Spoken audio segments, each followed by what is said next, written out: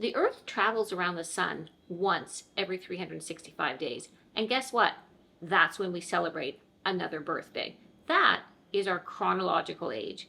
Another thing that's brought up a lot in the health and fitness community these days is our biological age, and different supplements and protocols like NMN or maybe intermittent fasting can affect our systems and our organs and give us what they're calling our biological age. Today, what I want to talk about is our fitness age.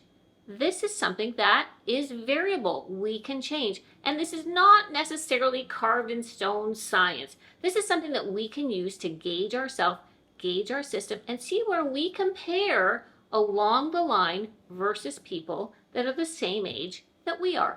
There are several different tests that we can use to figure out what our so-called fitness age is. Questionnaires, blood pressure, and really fun actual physical tests that you can do at home, and I'm going to do here today.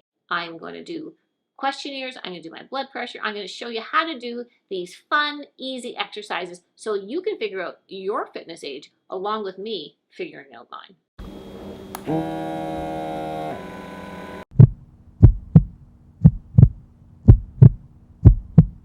This super easy test uses our blood pressure. Maybe you already know your blood pressure, or you can take it at your local pharmacy. What you need to do is subtract the lower number from the higher number.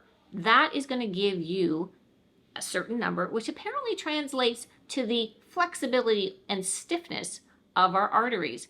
Mine ranges, because we did it a few times, somewhere between 36 and 42 or 4 or 6 or somewhere like that.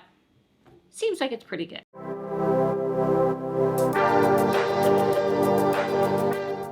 The next thing that you can try at home is something that millions and millions of people have also done at home. And it comes out of the Norwegian Institute of Science and Technology. And it is a fitness calculator, and I'm going to do mine on the screen. It primarily focuses on your VO2 max. VO2 max is the maximum amount of oxygen that you can inhale and absorb. We don't actually have to get on the treadmill to measure our VO2 max. The scientists did all that. And along with that, with several thousand subjects in their study, they asked them a questionnaire. And interestingly, there was a great correlation between the answers to a lot of these questions and their higher VO2 max. These questions are what we're going to answer to come up with our fitness age.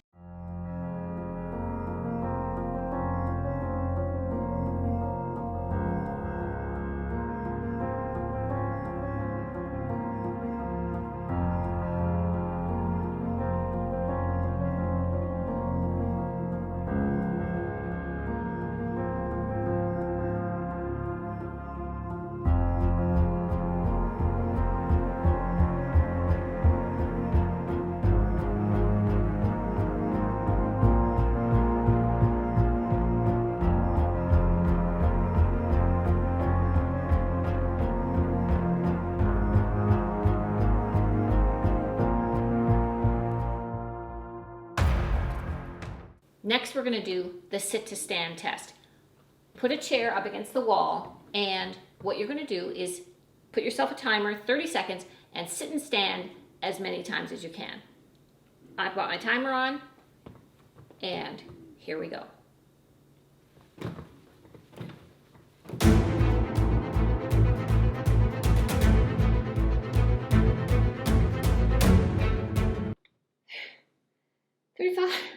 You know what? That's actually harder than I thought. I did 35. My 30 seconds is done. I'm going to put on the screen how we do the scoring for that one.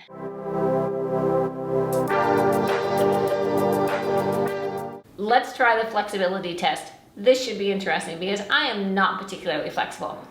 Get yourself a measuring stick or a tape measure, and at the 15-inch line, we're going to put a line across there, and we're going to put the soles of our feet against that line.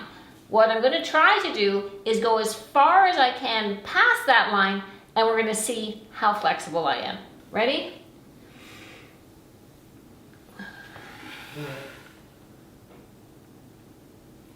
Okay, what are we at? About 19 inches. So I made it to 19 inches without bending. I think I could do better. Need some practice. I'm going to put the results on the screen.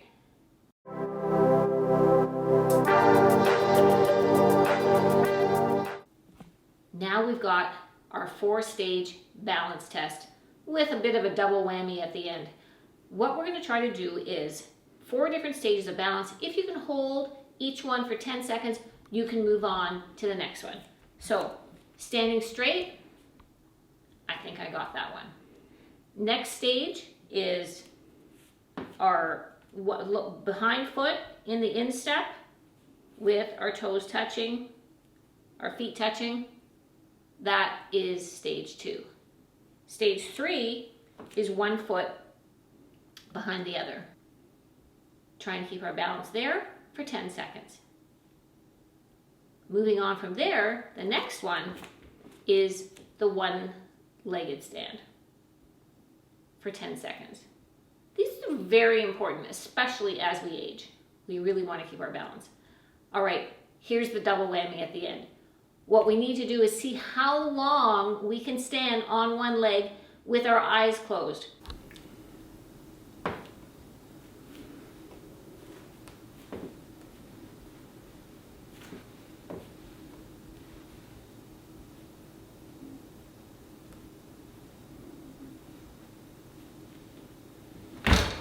I don't know that that was the most delicate balance. I don't know if you're supposed to actually stand still, but you know, that is really hard. And that is something that apparently, if you practice, you can get a whole lot better. So I clearly need a whole bunch of practice.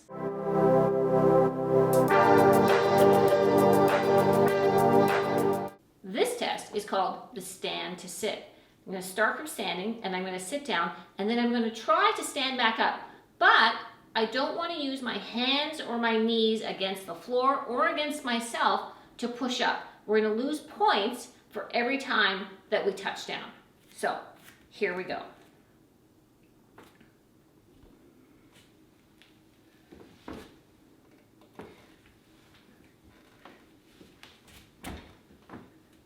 Okay, maybe not the most delicate, but I just want to show you that once you get down,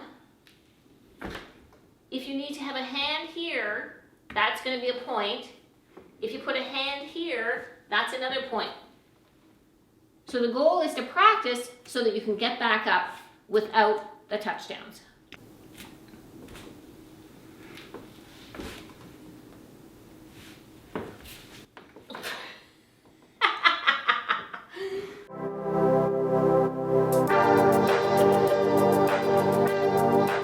The next test we're going to do is the 6-minute walk test. I'm going to walk as fast as I can, as far as I can, in 6 minutes. I cannot break out into a jog and I can't go to a run, but I can certainly try to get my arms going into a power walk and see how far I can go. And we'll judge the distance when I'm at the end.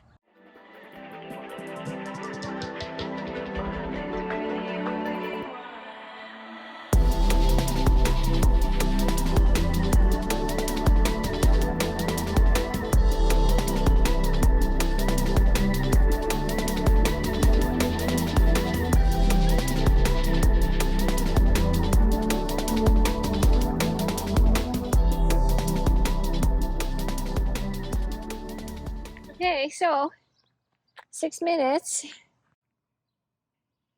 total distance 730 meters, and we'll see what that looks like on the scoreboard when we get home.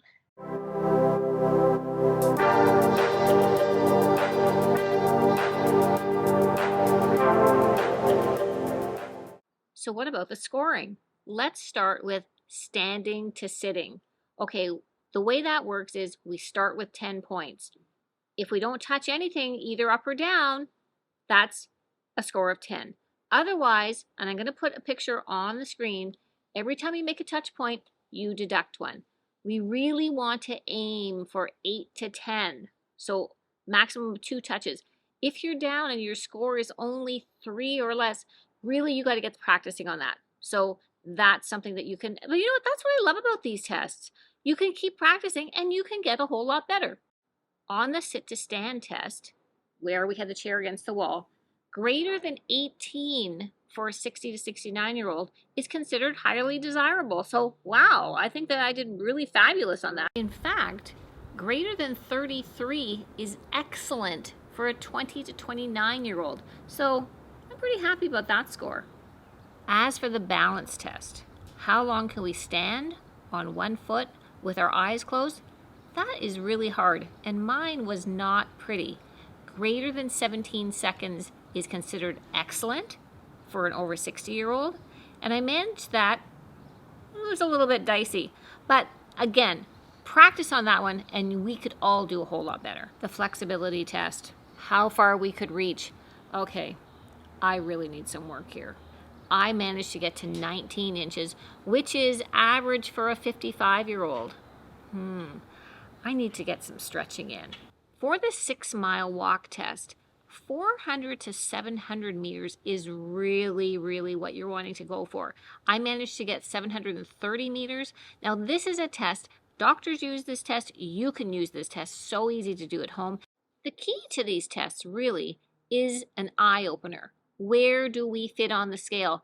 Can we improve? And generally speaking, we can all improve on these things because this fitness age is not hard and fast. So let's all kind of get up off of our butts and tear ourselves away from the couch, go for a good long walk on a regular basis, and see if we can't up those scores. I hope that you really enjoyed this video, and please give it a like, subscribe if you're new, and look forward to seeing you in the next one.